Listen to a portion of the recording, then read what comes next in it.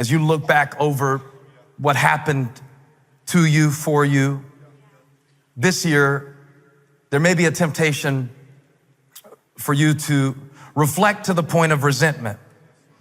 And there may be some people this year who were supposed to support you. And maybe you expected them to be standing by you, but you find yourself a little more lonely at the end of this year. Even going through your photo stream on your phone, I found can be dangerous, because some of the people that I'm scrolling through that I felt one way about in January, I feel differently about them in December, because, and you have to be careful. You have to be careful if you want to go back on the timeline. You may feel some things. And when you reflect, it's important that you avoid resentment on one level, but I think also you should be very careful when you reflect, because not only can you begin to resent opportunities that you didn't get, or maybe ways that you were not acknowledged, which can bring you into a state of resentment, but you also got to watch out for regret. This is like the devil's R&R, regret and resentment. Now, they're really the same. Regret is just resentment turned inward. It's when you take a look at where you said you would be on December 31st, 2017, and the scale says something different than your list said 365 ago. Or it can be when you are thinking about all of the dance recitals that you missed. Or it could be that you think about how you promised to be more faithful in church this year, but you didn't quite make it happen, but you did get here tonight. High five your neighbor and say, you're ahead for 2018. You already got a gold star on the Jesus Christ chart. Now, there is a type of reflection that leads to regret. There is a type of reflection that leads to resentment. But the right kind of reflection will lead to resolution. The right kind of reflection, as demonstrated by the Apostle Paul in Philippians chapter 1, from, I believe, a Roman prison cell, which was really a rented home where he was allowed to see people. But remember now, he's been waiting for a trial for maybe as much as 4 years. And still, after 4 years of bouncing around from prelate to prelate, from governor to governor, there's still no resolution for his situation. Yet Paul exhibits the kind of attitude in Philippians chapter 1 that I am striving to see manifest in my own life.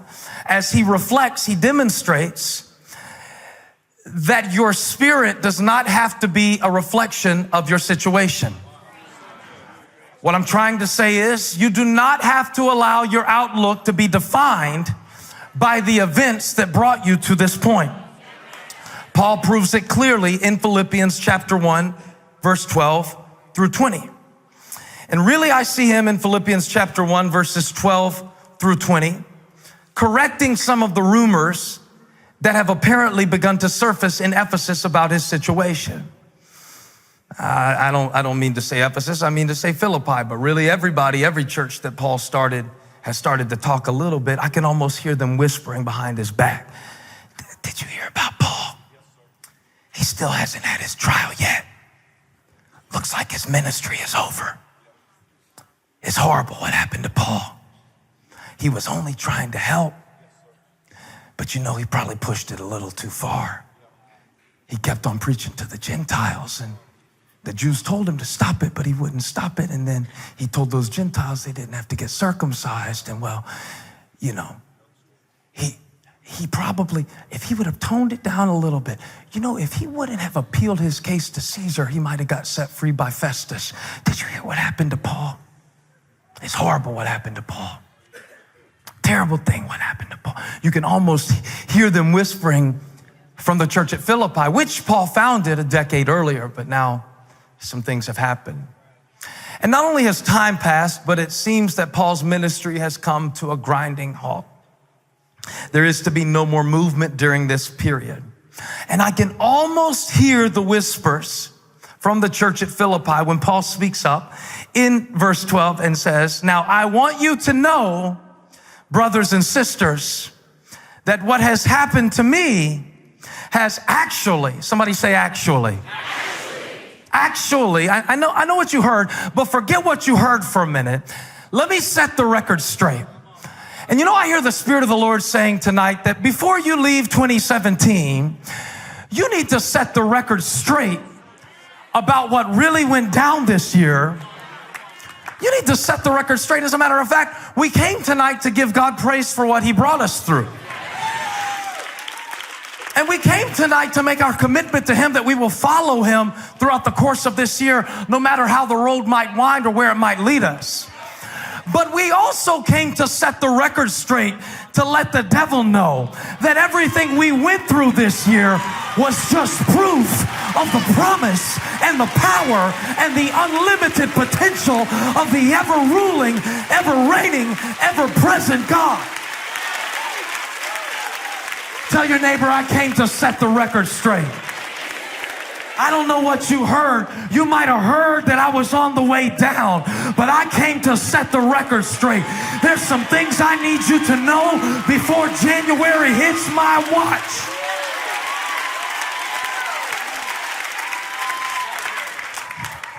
So one thing I'm trying to do before I make a New Year's resolution, I want to make a few revisions.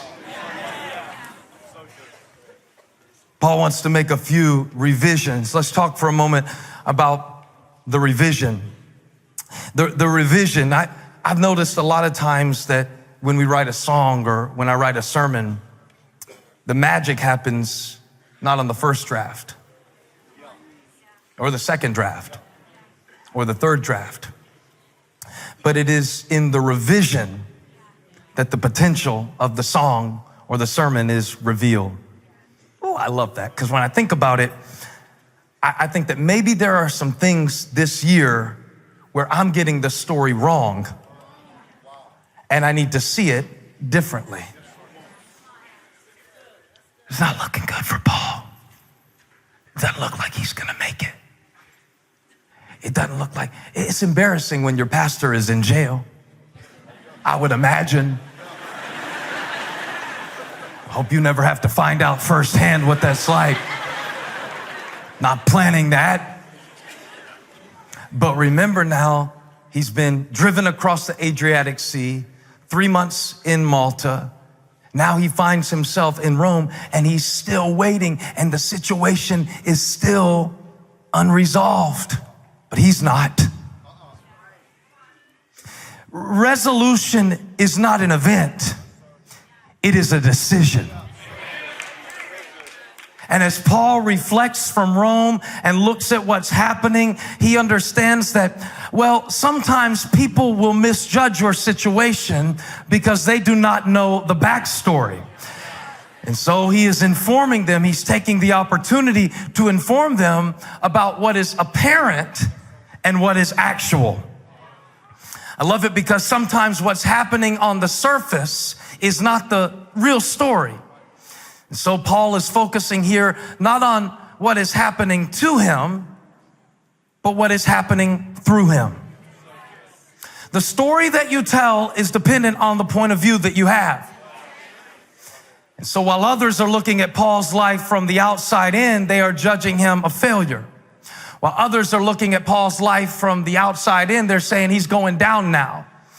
While others are looking at Paul's life from the outside in, far away from Philippi, across the Mediterranean Sea, it doesn't look good from Paul. But Paul is not looking at his situation from the outside in. He's looking at his situation from the inside out. Now, the inside is where the Spirit of God lives. And if the Spirit of God lives in you, greater is He that is in you than he that is in the world.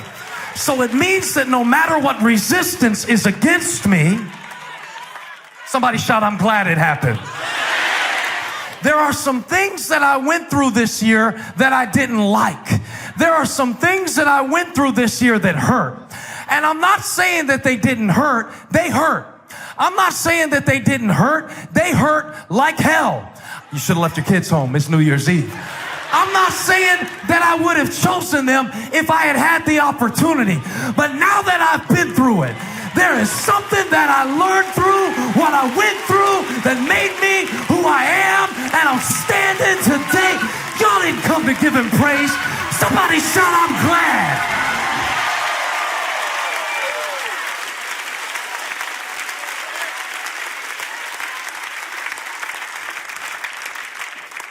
They probably felt sorry for Paul. They were probably signing petitions to their senators to get Paul out of prison. Paul said, stop all your petitions. Don't feel sorry for me. I know I got these chains on me, but I'm freer than all y'all. Now, I didn't like it at the time. I didn't get it at the time. It didn't make sense while I was in it. But I've been here long enough to recognize, and I've been through enough storms to know, and I held on to the planks of the boat and made it across the sea and saw God's provision at a level that now I can tell you that actually God is up to something. Paul says, I'm not a hostage. I want you to say that because this is a revision that you need to make, because some of you have made yourself the victim of 2017. And we need to make some revisions, because you cannot leave 2017 like a victim and go into 2018 like a victor.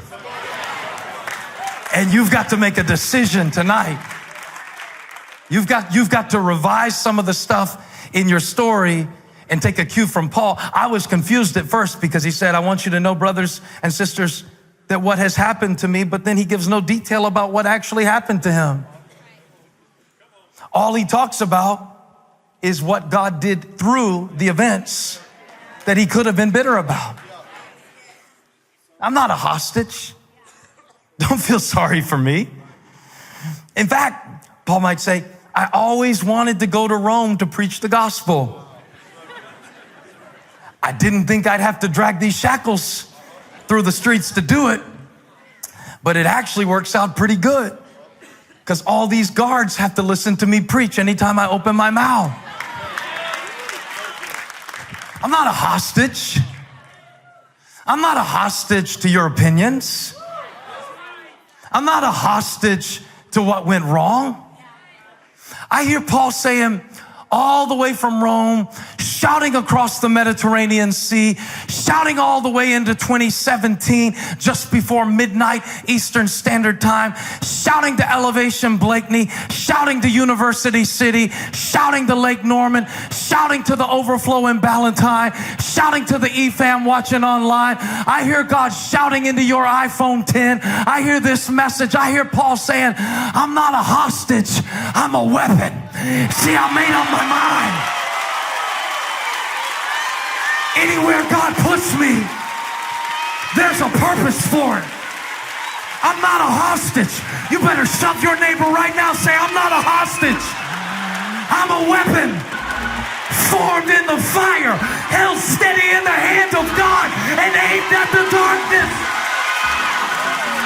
Somebody shout, I'm a weapon. Watch out, devil.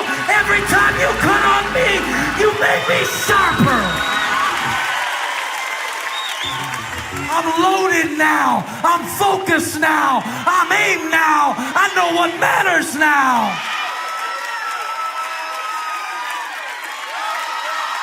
Feels like the Spirit of God is breaking out on this side of the church. Somebody thought you were trapped. It's not you that's trapped. It's the enemy. You got the devil on the run. Don't you back down.